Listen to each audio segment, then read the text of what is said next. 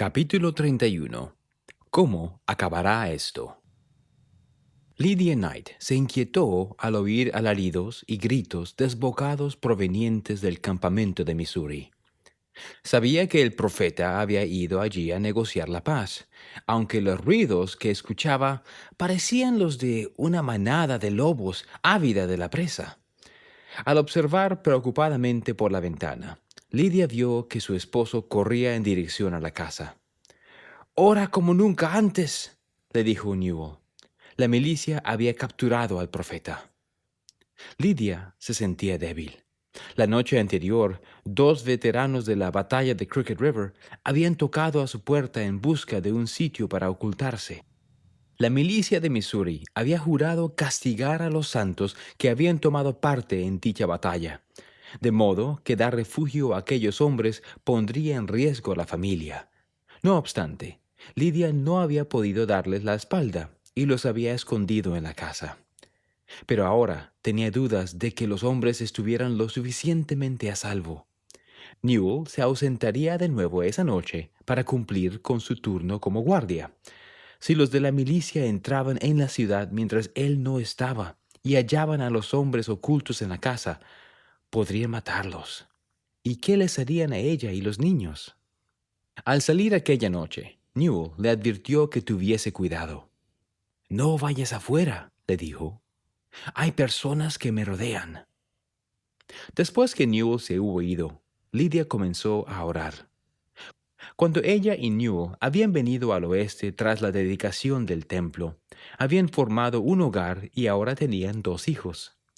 Habían tenido una buena vida antes que empezaran los ataques del populacho, y Lydia no quería que se desmoronara todo. Aún oía a la distancia los alaridos de la tropa de Missouri, lo que le ponían los pelos de punta, pero orar le brindaba calma. Sabía que Dios regía los cielos y que nada que pudiese suceder cambiaría eso. A la mañana siguiente, el 1 de noviembre de 1838, Newell regresó por un breve momento a casa. George Hinkle había ordenado que las fuerzas de los santos se reunieran en la plaza principal de la ciudad. La milicia de Missouri se hallaba formada fuera de su campamento y estaba posicionada para avanzar sobre Far West. «¿Cómo acabará esto?», preguntó Lydia.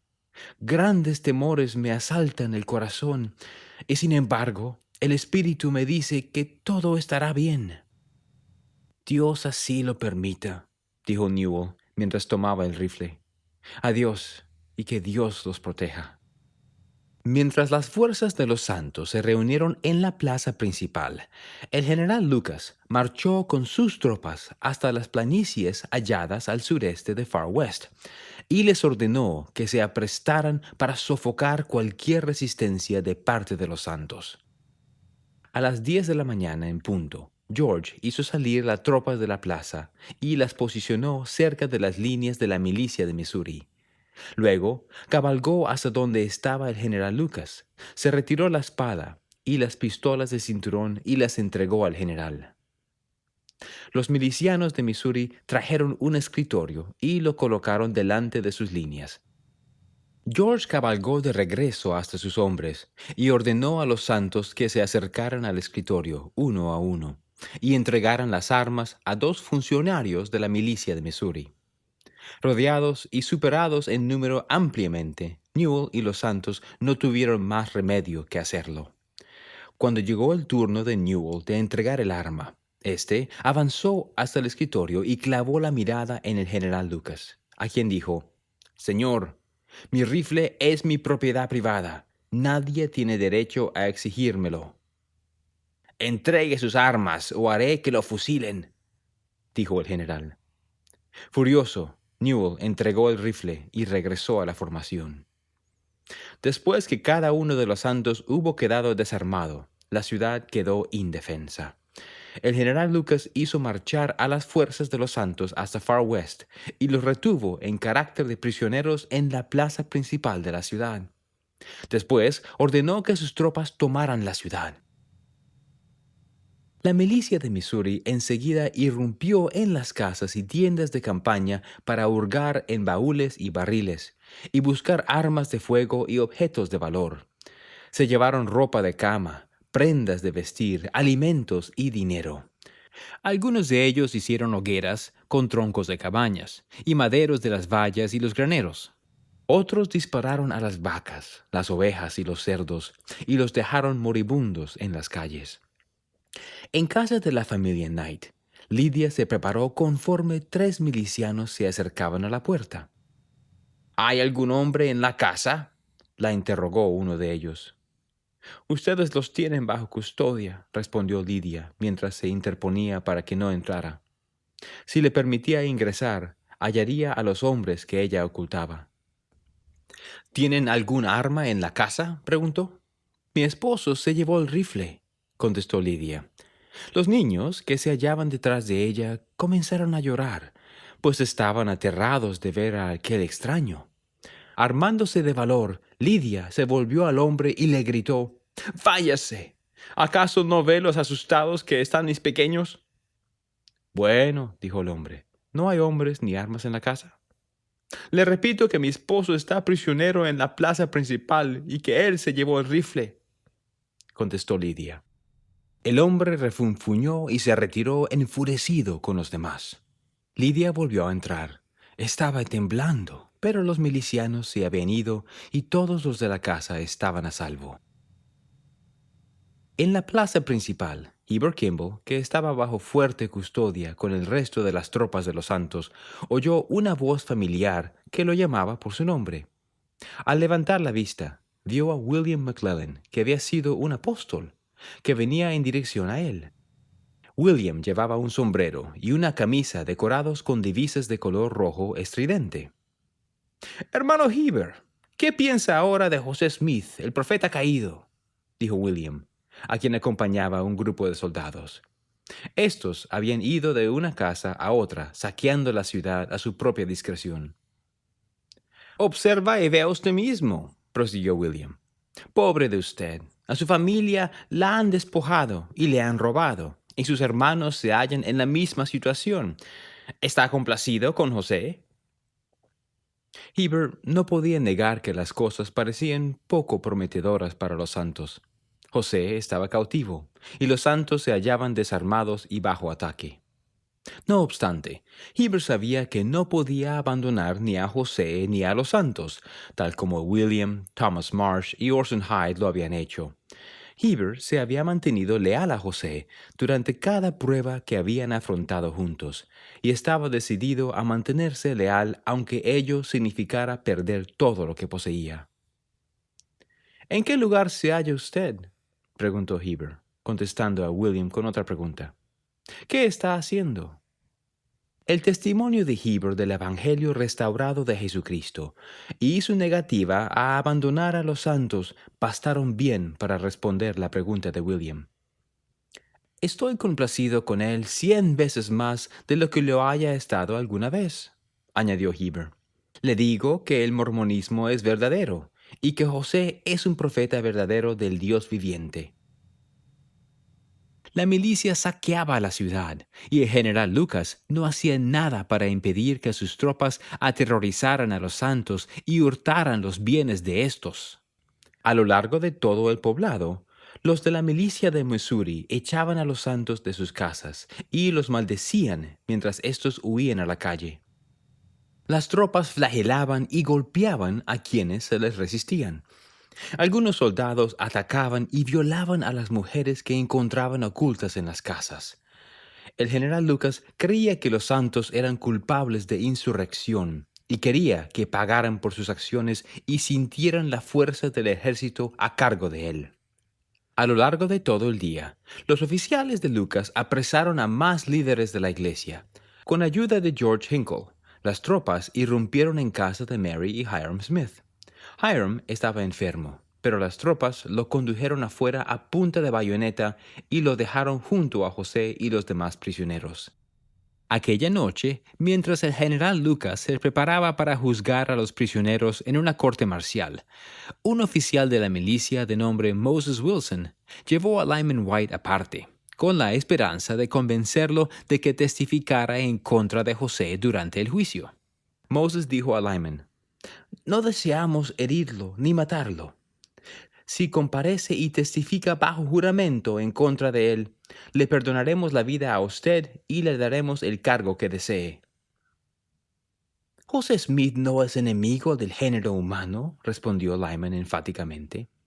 «Si no hubiera obedecido su consejo, yo les habría hecho padecer el infierno antes de que llegara este momento». «Usted es extraño», dijo Moses. «Habrá una corte marcial esta noche. ¿Asistirá?»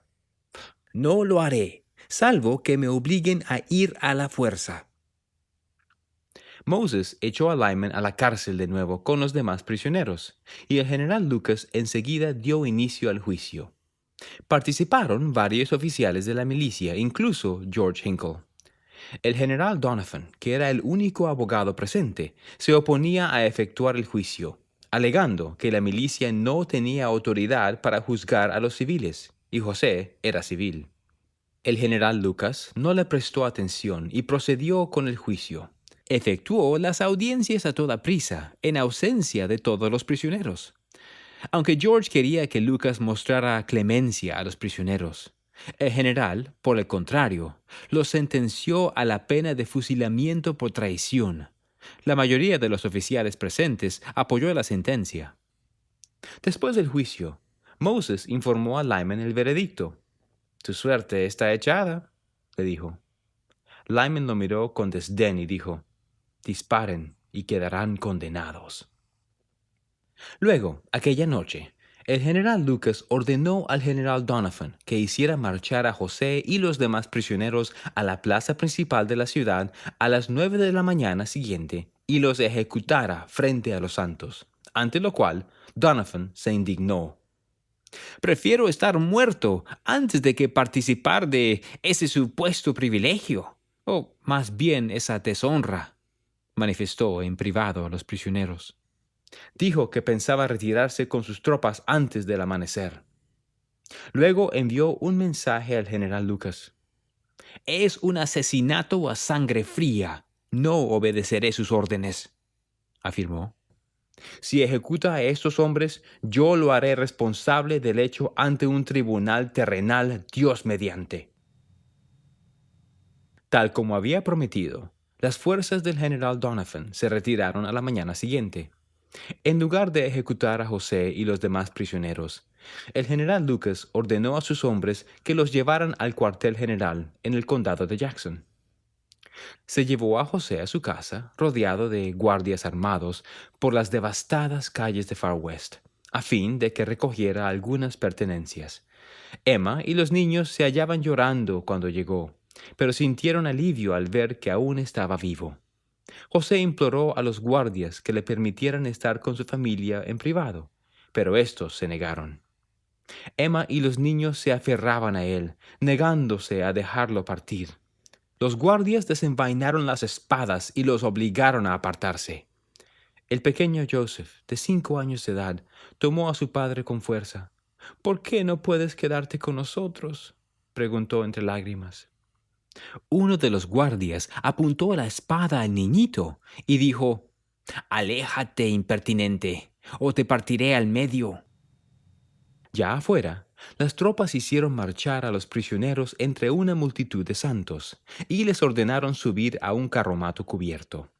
Luego la milicia los rodeó, formando un vallado de hombres armados entre los santos y sus líderes. Mientras José esperaba que la carreta emprendiera la marcha, oyó una voz familiar entre el ruido de la multitud. «¡Soy la madre del profeta!», gritó Lucy Smith. «¿No hay acaso algún caballero que me ayude a atravesar este gentío?». La pesada lona del carromato impedía que los prisioneros viesen el exterior. No obstante, en la parte delantera de la carreta, Hiram sacó la mano por debajo de la cubierta y tomó la de su madre. Los guardias de inmediato le ordenaron que se alejara, bajo amenazas de dispararle. Hiram sintió cómo se le escapaba la mano de su madre y, al parecer, el carromato empezaría a rodar en cualquier momento. En ese preciso momento, José, que estaba en la parte posterior de la carreta, oyó una voz del otro lado de la lona. Señor Smith, su madre y su hermana están aquí. José asomó la mano por debajo de la cubierta y sintió la mano de su madre. José, le oyó decir, no soporto que te vayas sin poder oír tu voz. Dios te bendiga, mamá, respondió José, justo antes que el carromato se sacudiese y comenzara a alejarse. Varias noches después, los prisioneros se hallaban recostados en el suelo de una cabaña de troncos de Richmond, Missouri. Tras conducirlos al condado de Jackson, el general Lucas los había exhibido como si fueran animales, antes de que se le ordenase enviarlos a Richmond para una audiencia judicial. Ahora, cada uno de los hombres intentaba dormir con un grillete en el tobillo y una pesada cadena que los sujetaba a los demás prisioneros. El suelo era duro y frío, y no tenían fuego para mantenerse calientes.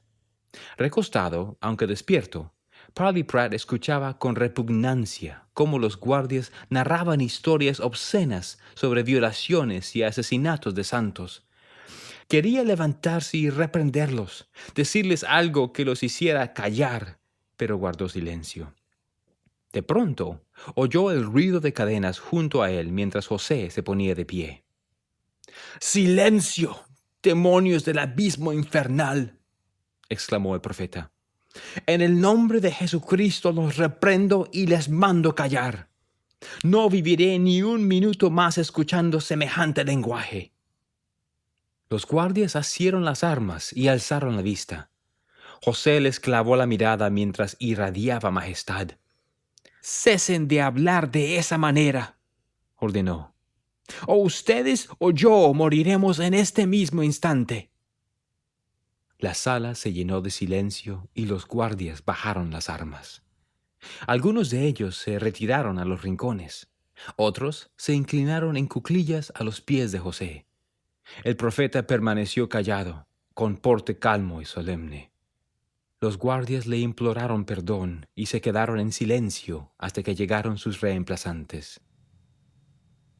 El 12 de noviembre de 1838, se trasladó a José y a más de 60 santos al juzgado de Richmond, a fin de determinar si había suficientes evidencias para juzgarlo bajo las acusaciones de traición, asesinato, incendio premeditado, robo, allanamiento de morada y latrocinio.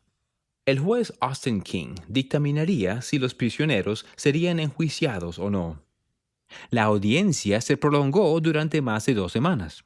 El testigo principal contra José era Samson Averd, que había sido líder de los danitas.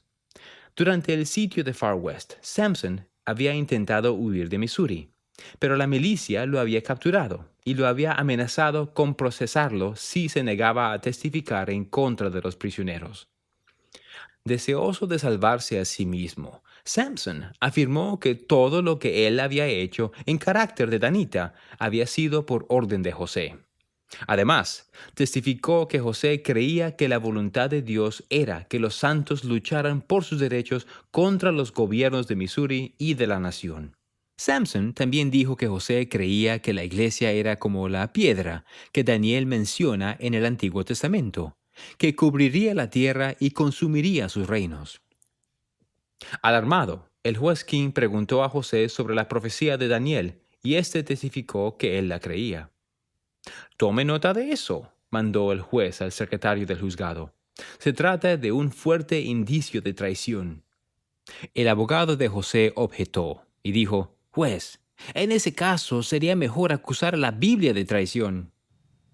La fiscalía llamó a más de 40 testigos a testificar contra los prisioneros, entre ellos a varios ex líderes de la iglesia.